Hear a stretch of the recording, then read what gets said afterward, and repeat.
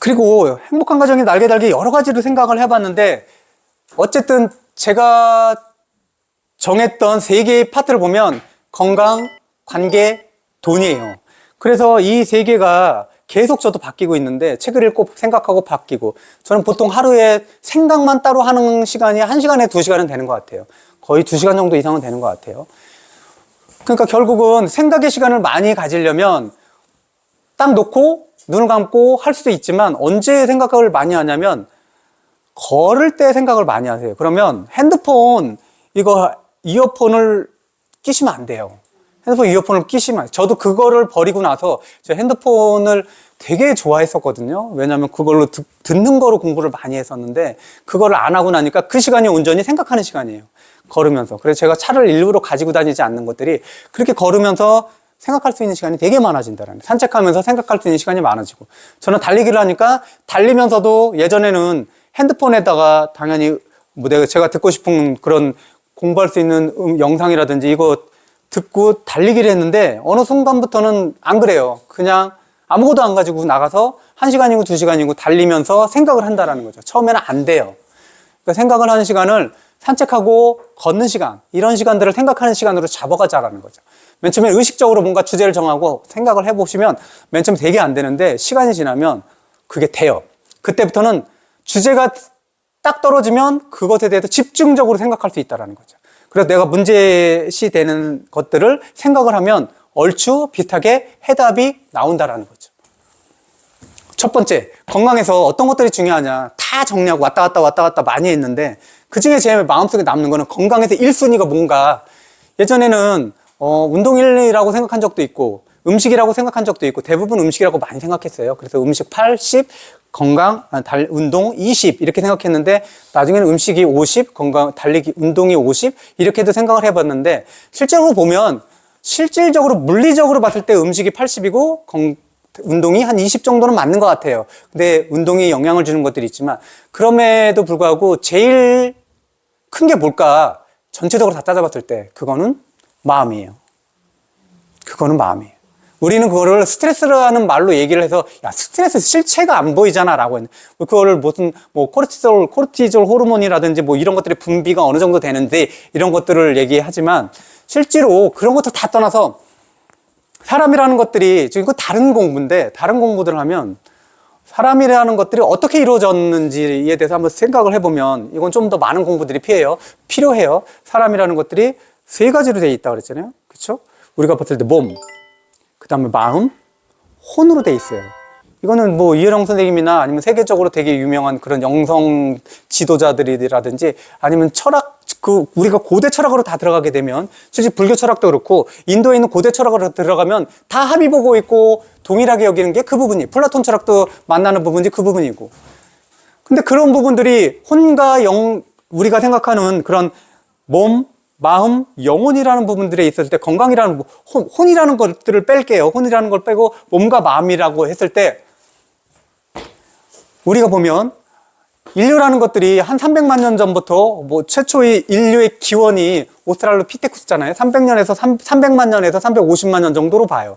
그리고 사람의 직계 조상이라고 할 수 있는 사피엔스가 실제로 30만 년 정도로 본다라는 거죠. 그러면 30만 년이라고 해볼게요. 사람의 직계 조상이 30만 년부터 했을 때, 그것들이 그 인종들이 생활을 한 환경을 극복하면서 지금까지 이어져 나왔을 때, 실제로 그들이 겪었던 모든 것들은 어디에 기록이 돼 있겠어요?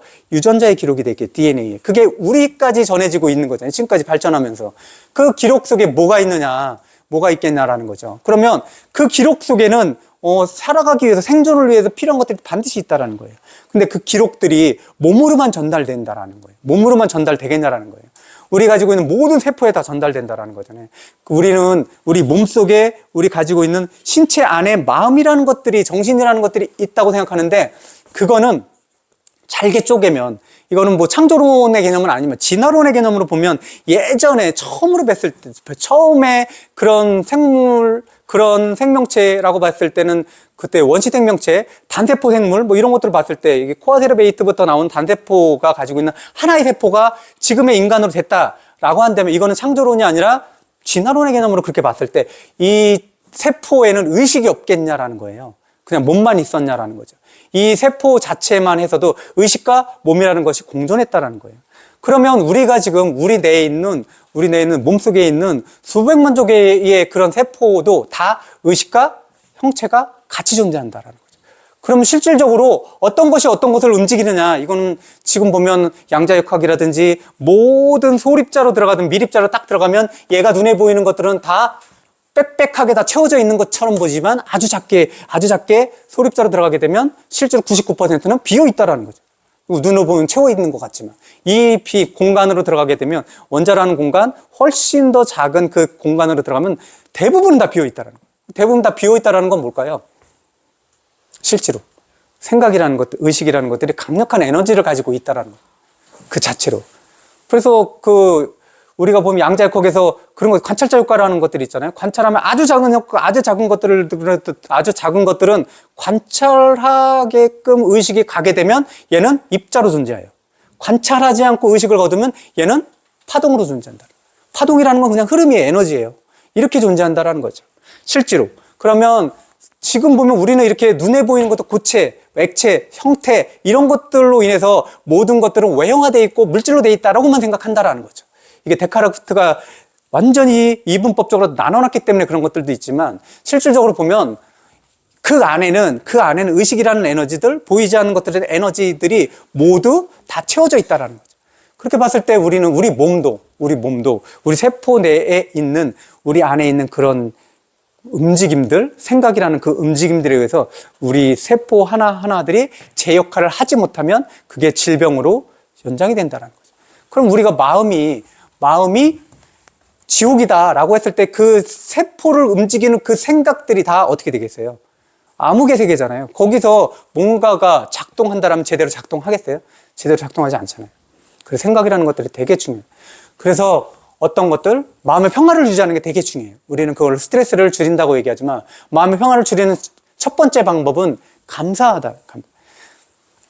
일어나서 내가 아침을 맞이하는 것에 대해서 감사하고 오늘 살아갈 수 있게 된 것에 대해서 감사하고 나에게 배우자가 있는 것들에 대해서 감사하고 자식이 있는 것들에 대해서 감사하고 부모님이 계시면 부모님이 존재하는 것들에 대해서 감사하고 기존에 있는 것들이 모두 다 감사하다라는 그렇게 생각하는 것들을 맨 처음에는 의식적으로 하지만 실질적으로 노력하다 보면 아주 수월하게 된다. 평소에 우리가 가진 모든 것들에 대해서 감사하는 것들이 마음의 안정과 평화를 위해서 되게 중요하더라. 이거는 마음의 문턱을 낮추는 거라고 그랬잖아요. 두 번째는 만족하는 거예요. 우리는 한 달에 300만 원 벌면 500만 원 벌고 싶고 500만 원 벌면 1000만 원 벌고 싶고 1000만 원 벌면 1억 벌고 싶잖아요. 이게 모든 자산을 그런 투자를 하려는 사람들 아니면은 돈을 많이 벌려는 사람들이 그 쳇바퀴를 계속 돌게 되는 거예요. 우리는 쳇바퀴가 요만한 쳇바퀴에서 더 큰 쳇바퀴라고 생각하지만 결국은 쳇바퀴는 변하지 않는다라는 거죠. 실질적으로 만족하지 않으면 우리는 계속 돈만 벌다가 죽을 수도 있다는 거예요. 우리는 계속 아이가 1등 될 때까지 계속 아이를 채근하면서 몰아가다가 죽을 수 있다는 거예요. 우리는 우리 배우자가 더 많은 돈을 벌 때까지 서로를 상처 주면서 그러면서 끝까지 몰아세우는 그 길로 가다가 어느 순간에 죽을 수 있다는 거죠. 끝이 없다라는 거예요. 만족하지 않으면. 만족이라는 개념으로 우리가 세상을 보게 되면 지금으로도 만족할 수 있는 거고 조금 더 낮아도 만족해질 수 있다는 거예요.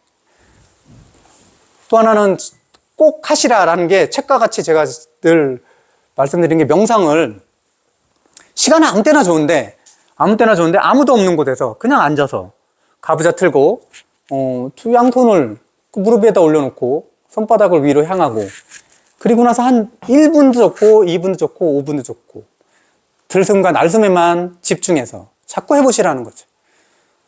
지금 이 책들은 명상에 대한 책들은 되게 많이 나오는데 이 명상이라는 게 결론 뭐냐면 우리 내에 있는 그 영혼과의 대화예요. 내 안에 있는 그 영혼이라는 것들은 우리는 지금 나라는 개인의 인생을 뭐 70년이면 70년, 80년, 80년 이렇게 한 번을 살아가는 거잖아요. 내 안에 있는 그 영혼은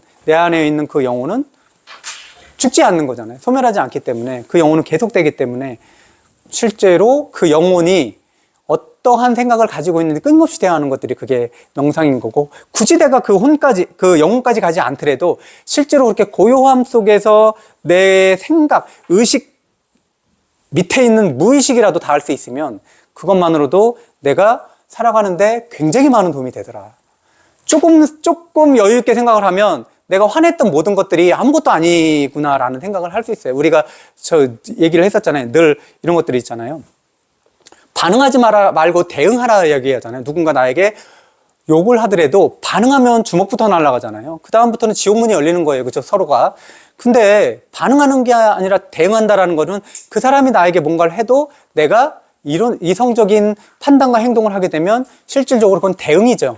그 대응하기 위해서는 반드시 공간이라는 게 필요하다라고 그랬잖아요. 그 공간은 어떤 특정한 일이 일어났을 때의 공간인 거고, 이 명상은 모든 것들에 대해서 공간을 마련해 준다. 내가 화가 났을 때, 누군가 내가 기대한 것보다 못 미쳤을 때, 또는 반대로 갔을 때, 이럴 때 감정의 극한으로 가려고 하는 것들에 대한 공간을 마련해 준다는 거예요.